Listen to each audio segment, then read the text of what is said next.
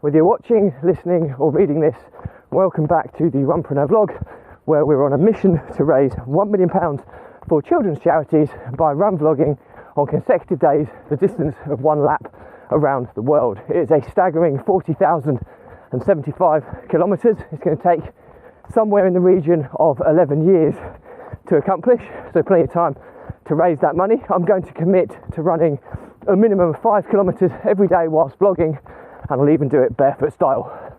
So for those regulars will know that I vlog about my passions, which are entrepreneurship and running, and most importantly how these topics link together to help people overcome the emotions of stress, overwhelm and anxiety by using exercise as a release mechanism.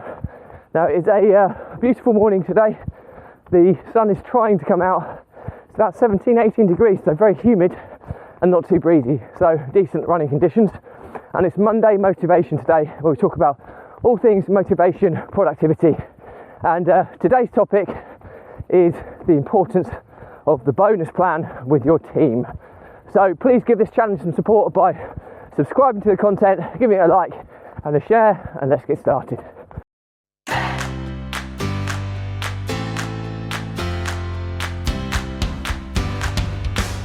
So, the importance of the bonus plan with your team. Okay, so just to put some framework, some clarity about what we're talking about today, this is assuming you have a team, okay, a team of people that work within your business. Okay, if you don't have a team of people within your business, then this will only become irrelevant when you do.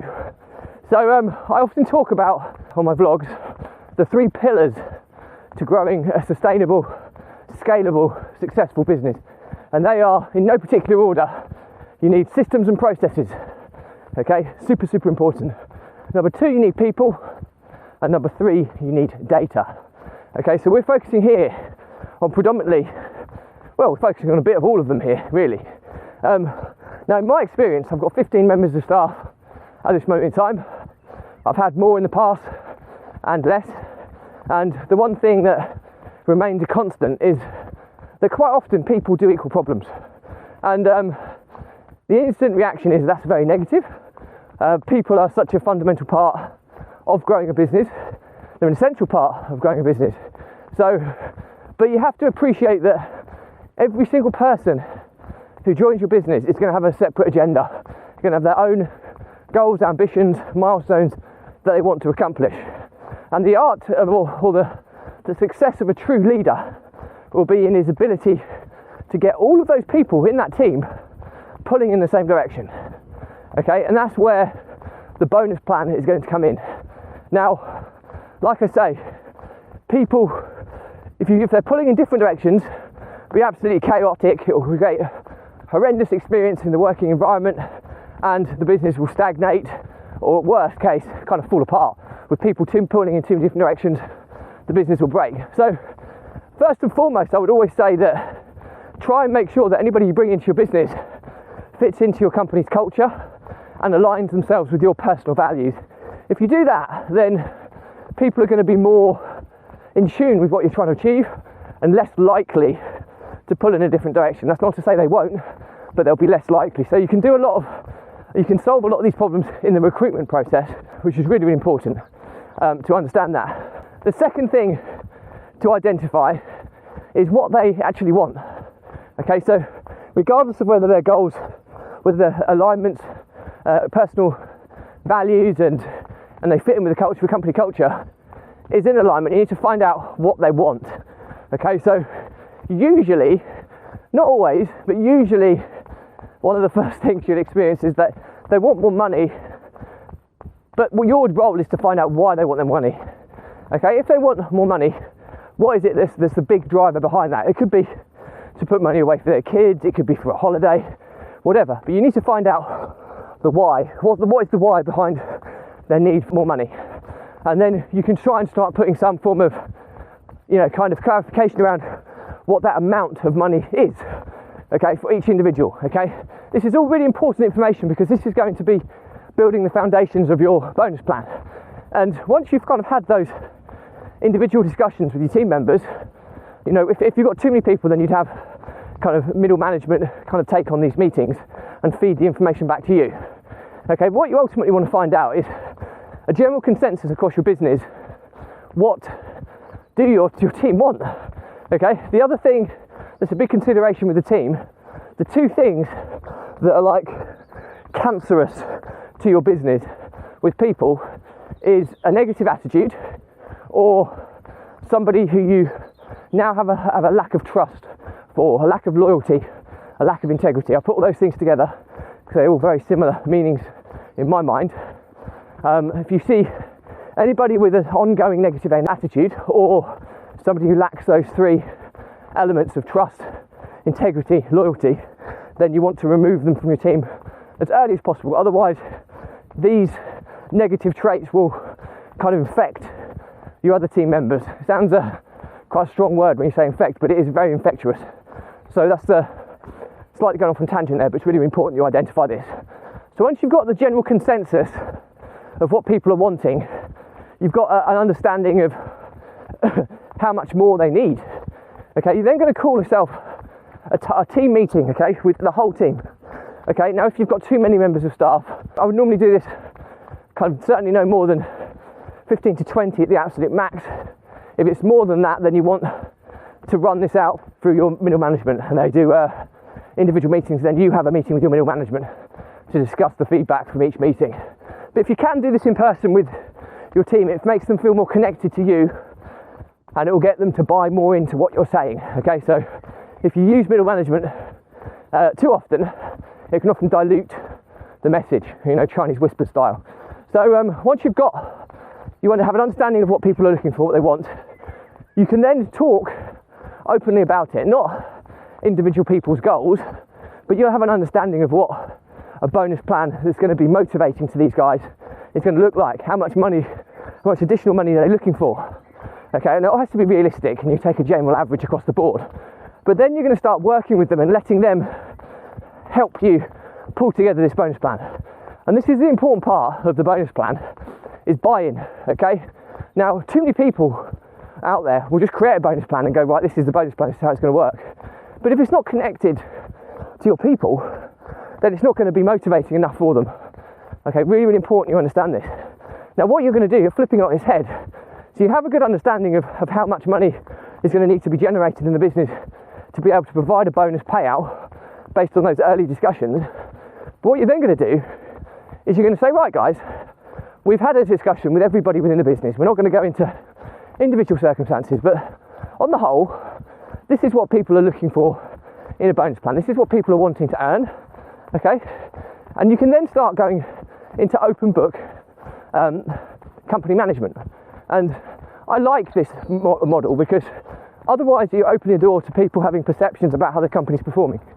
Okay, so open book management is a really good way of getting everybody to understand where we are, and then you can almost say, right, this is where we are. If you wanted these bonus payments, this is where we need to be. Okay, and you can start putting some justification behind it. And then you start asking the questions, right? Because everybody's going to be working in different departments, right? What can we do to get this extra income? So what can we do to make this extra profit? And people automatically think sales. It's not always sales. It can often be cutting overhead or improving efficiency. Okay, so, but you're putting the onus on them. But we're trying to deliver this bonus plan for all of you.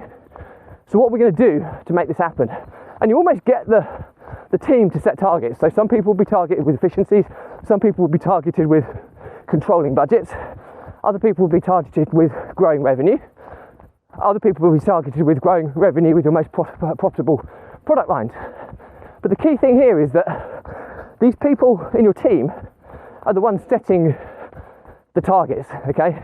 Now if they've set them, they're going to feel, you know, related to them. They're going to feel an ownership of them, okay? And once you've got them all down, okay, you're going to ultimately say, right, the ultimate critical number is X. That's the number that takes into account any additional profit you generate, okay? So that might be a profit figure. And that's the figure you need to report on to your whole team on a frequent basis. But then you're also going to have these little smaller targets which are set up by department. So it might be that the finance team are set with, you know, controlling budgets more effectively so that we don't overspend. The sales team are going to focus on growing sales. The operations team are going to be focused on driving efficiency or cutting inefficiencies to increase capacity, production, etc. So you might have all these things that are going to feed into this critical number of your business, and then you're going to be paying bonuses out on each of the individual smaller targets, but also on the critical number. Okay, the critical number is obviously going to be the one that's weighted, because it allows you to really tell whether you can afford to pay this bonus program out or not. But you do want to reward any department that achieves what they've set themselves out to achieve. So I'll go into more detail on all this in future episodes, because I'm actually building this out as we speak. Okay, and it is complex, it's very specific to each business. You also have the people's buy-in into what you're trying to achieve, but you're also going to have a bonus allocation that you delay payouts. Okay, so you'll pay them out quarterly, and there'll be an allocation that will be added to the bonus pot each quarter that will build up towards the end of the year. So the idea is annual bonus plans are paid out quarterly, but they also carry forward to give people a chance to make up the shortfall further down the line. So that's really, really important you kind of understand that. But we'll talk more about this in more detail on separate episodes. The main crux of today is to let you know that one of the biggest motivations and the biggest element of productivity is getting more from your team. Okay, putting together a bonus program that your team have created is an amazing way to pull your team into the same direction, and not only that, but give them the motivation to be super productive and take your business to the next level. And then all of a sudden, everybody pulls in the same direction rather than different directions, which is super, super important to achieve what you want to achieve in business. So if I was summarising this, the process is step one, speak with each of your individuals. Okay, and what you're trying to do is analyse whether they're A, aligned with your company values and your personal values. B, you're looking to ensure that they're not got a huge amount of negative energy or negative attitude, and that they've so trustworthy, they have high level of integrity, and they're loyal. Okay, so that's prerequisite for anybody in your team. Okay, so make sure that everybody's within that category. Okay, the next thing you're going to do, you're going to find out what their personal ambitions and goals are. Once you find that out, quite often money will make a difference to them, okay, in some capacity. So when you understand that, you know, you want to have this conversation with each and every member of your team. That then gives you the understanding of what people are genuinely looking for in a bonus plan. Once you have that level of information, that will give you how big the bonus plan needs to be in terms of increased profit or revenue before you can start justifying bonus payouts. When you've got that information at hand, you're then going to have a team meeting within the whole company. Okay, if you've got too many members of staff, have a meeting with senior management and they will do their individual meetings with their individual teams. But if your team is small enough, doing it to the whole company has a stronger effect, because they feel more connection with you as the business owner. Okay, and at that point, you're going to say, open book management, this is where we are as a business. Having spoken to each and every one of you, this is the size of the bonus plan that we need to allow people to achieve their goals and ambitions. And then you're going to say, right, let's have an open discussion now. How are we going to make up this figure? Okay, and when they start understanding that, it's just going to be, and they start putting suggestions in, and you're setting targets around their suggestions, they're going to be so much more bought into any form of bonus scheme than if you created one yourself. So I hope that's useful. That's pretty much it for me today. As always, if you've got any questions and stuff, drop me a comment. I'll respond to everyone. If it's a bigger question, I'll do a separate blog episode and tag you in. Please do check out the links in my bios where you can find out more about the challenge, how you can get involved, how you can help me on my mission to raise £1 million for children's charities by run vlogging on consecutive days, a distance of 1 lap around the world. So please support it however you can. And all that's left to say is that the content I discuss, entrepreneurship and running, has always been geared around how it's linked to help people overcome the emotions of stress, overwhelm and anxiety by using exercise, in my case run vlogging, as a release mechanism, as we all experience daily, weekly pressures in the form of stress. And it's how we relieve those pressures on a daily and weekly basis, which I call the release mechanism, which can often be the difference between how successful or unsuccessful we may be, whatever success looks like to you. And it's having that process to kind of process what's happened, gain clarity, refocus, clear your head, and move on. That is ultimately what the release mechanism is. Now, I get that from run vlogging, okay? Some people get it from reading, meditation, listen to music, whatever you use, you have to have that release mechanism in your life.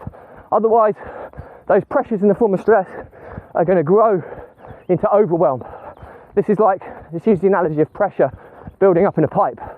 Overwhelmed when you've got too many things going on in your head. You don't know how to clear it. Too many things going on. You almost have a seizure. You freeze, you procrastinate, and then very, very quickly it can evolve into anxiety and panic. And there you're going to be flirting with the edges of mental health issues. And in the pipe analogy, the pressure builds so much and the pipe bursts. And ultimately you have a mental health breakdown, which clearly you want to avoid. Now, I've been there before. I've lost businesses because of this. I've lost business partners and I've almost been bankrupt. And it's no coincidence in the last year of doing this running vlog, which is my release mechanism, I've made more progress in all facets of my life than I have done compared to the previous 5 years. So hopefully there's enough social proof that stuff works. So my pledge to you, if you are somebody who's struggling with this, drop me a message, okay? We'll send you out a step-by-step guide on how we can get you back on the right path, and we'll even jump on a call if required to kind of get you back onto the right path of whatever success looks like to you. And I know this stuff works because I've helped hundreds of entrepreneurs over the years from other businesses do exactly this. So help is there. It's free of charge, okay? There's no catch here, by the way. Runpreneur vlog is not for profit. Yes, we raise donations, but donations are always optional, never essential. Help, support, content, value is always for free. Okay, so help is there, it's completely free. You just need to be prepared to ask for it. So that's pretty much it for me today. I'll leave you with, as always, stay positive, stay happy, and I'll see you tomorrow.